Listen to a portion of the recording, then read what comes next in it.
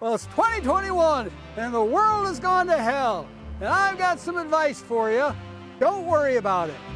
When I was a child, I worried about everything. I worried about the World War II and the Nazis and the Germans and the whatnot. And my dad said, don't worry about it. If Hitler comes, he'll cut off your wiener. So you better eat your sauerkraut, because that's all they're going to feed you when the Germans take over is sauerkraut. And maybe they'll feed you your wiener in the form of a German sausage or something.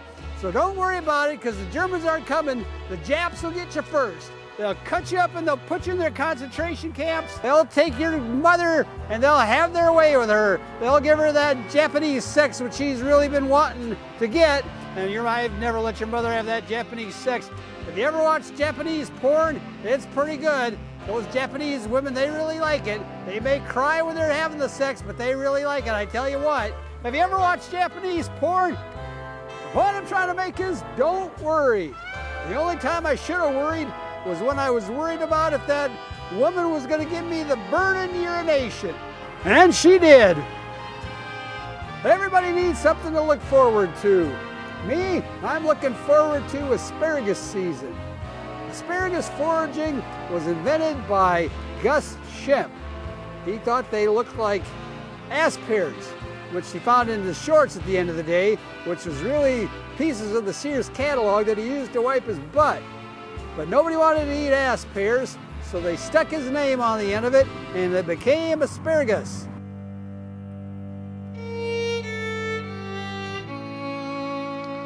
Sears catalog was the preferred choice for intraanal hygiene when you didn't have bee trappers.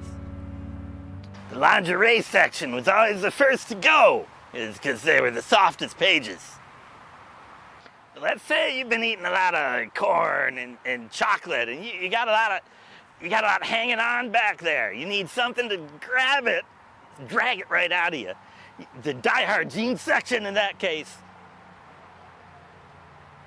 But when you ran out of the pages, all you had left was the binding, and you'd have to floss it like that, but oh, that rough glue on there, you couldn't sit for a week after doing that.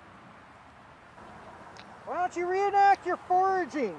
I got a bum knee. Reenact your foraging! So one day I was out foraging, looking for mushrooms, and I saw these green things just sticking up. They didn't look like grass, they didn't look like corn.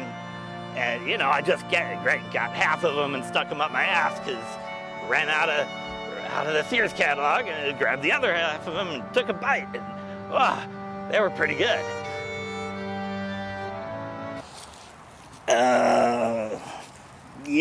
Yeah, that could go in my butt.